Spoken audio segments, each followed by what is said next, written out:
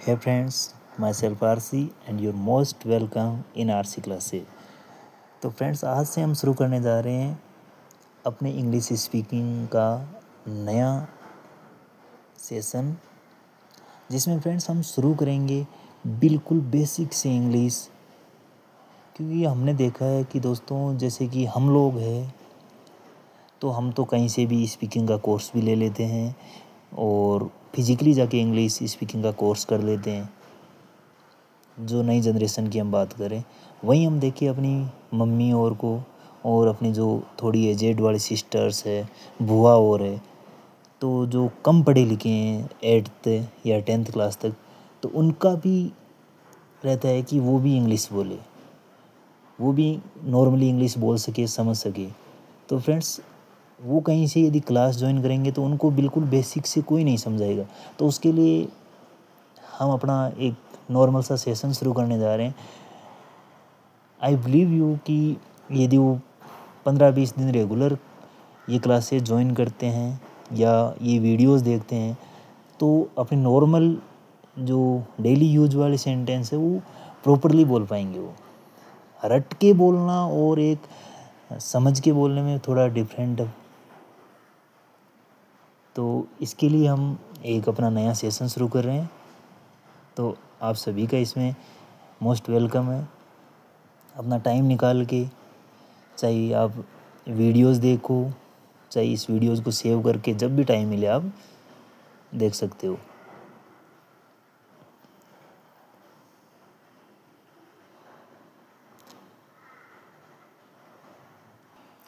इसके अलावा मैं जैसे डेली यूज़ वाले जो वर्ब्स होती है उनका मैं पोस्ट पे जो नॉर्मली 10-15 वर्ड्स डेली के डालता रहूँगा, ताकि वो इनके साथ साथ वो वर्ड्स भी थोड़ा ध्यान में रखते रहेंगे तो सेंटेंस ईजीली वो सेंटेंस बना पाएंगे।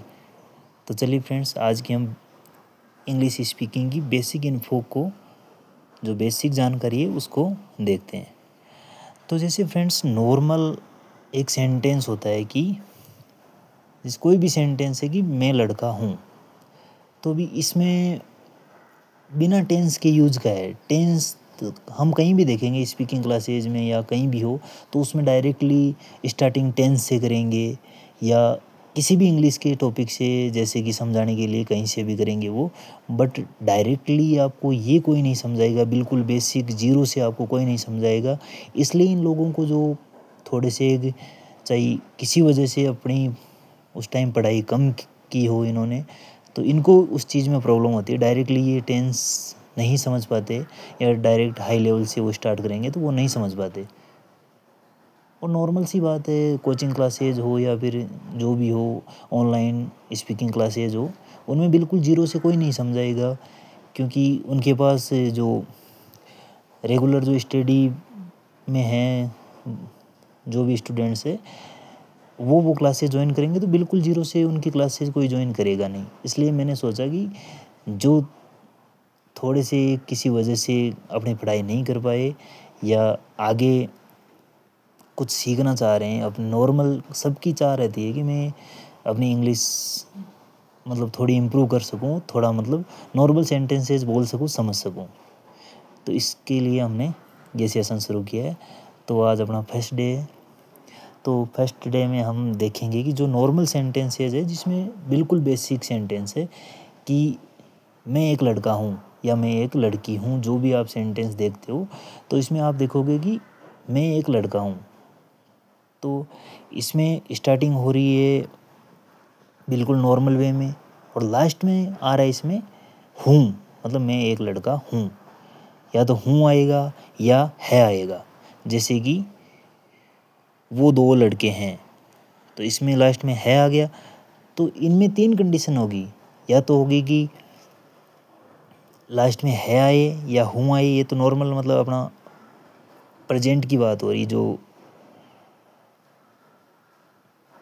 वहीं दूसरा हम देखते हैं कि जिसके लास्ट में था आए, ठीक है, कि वो राजा था। और वहीं एक सेंटेंस हम देखें जिसके लास्ट में गा आए, गा गी गे कुछ भी हो सकता है, ये मात्रा का डिफरेंस रहेगा बाकी। लास्ट में गा गी गे यही रहेंगे। तो एक सेंटेंस ये हो गया कि वो अगला राजा होगा। और फर्स्ट में हम देखेंगे वो राजा है, सेकंड वो राजा था, वो अगला राजा होगा, या वो राजा होगा, या वो रानी होगी, जो भी है। तो है वाले सेंटेंस में हम देखेंगे कि नॉर्मली हम बोलते, जैसे आप बोलोगे I am a boy, I am a girl, तो आपको पता है जिसके लास्ट में हूँ आता है या खुद के बारे में बात हो रही, आई के साथ हमेशा एम आएगा। ठीक है, वहीं बात करें हम जैसे कि ही, सी, इट, इनके साथ आता है इज। मतलब जो एक वचन है, सिंगुलर है, उनके साथ आता है हमेशा इज। और वहीं बात करें हम प्लूरल, बहुवचन की, तो उनके साथ आता है आर। जैसे यू बोलते हैं हम, यू बोलने में तो अपने को कि तुम सिंगुलर लगेगा, एक वचन लगेगा, बट इसके साथ हमेशा आर आता है। You are a boy, you is a boy नहीं आएगा कभी भी, ये आपको ध्यान रखना है इसमें खास तौर पे। एक तो आई के साथ एम आएगा, चाहे सिंगुलर, अपने को पता है कि आई भी एक वचन है, फिर भी इसके साथ इज नहीं आएगा, आई के साथ इज नहीं आएगा, आई के साथ हमेशा एम आता है, जो प्रेजेंट की बात करें हम तो। वहीं यू के साथ, यू दिखने में तो एक वचन लग रहा है, पर यू को बहुवचन की श्रेणी में रखा जाता है, और यू के साथ हमेशा बहुवचन की क्रिया ही आती है। यू आर आएगा, मतलब प्रेजेंट का, मतलब नॉर्मल जो है वाला सेंटेंस है। तो इसमें जैसे फ्रेंड्स हम देखते हैं, जैसे इसमें देखिए कि मैं राजा हूँ, तो इसमें हो जाएगा आई एम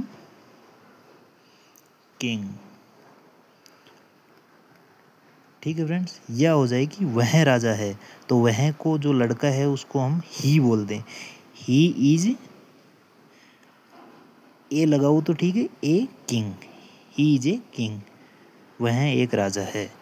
वहीं बात करें हम जिसके लास्ट में था आता है, तो इसमें आई के साथ यहाँ वो जाएगा, था वाले में आता है वोज या वर, ये दो वर्ड होते हैं। ये यहाँ पे आप देखोगे एम, इज, जो है का सेंटेंस है फ्रेंड्स, इसमें आएगा इज, एम और are, A R E R. ये तो हो गया आई के लिए, ये हो गया, सॉरी, ये तो हो गया एक वचन के लिए, ये हो गया आई के लिए, और ये हो गया बहुवचन के लिए। ठीक है, वहीं बात करें था, तो था के साथ हमेशा वोज और वर,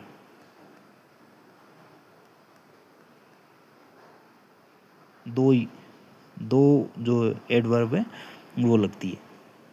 वहीं गा के साथ जो गा वाले सेंटेंस है, इनमें विल या सेल,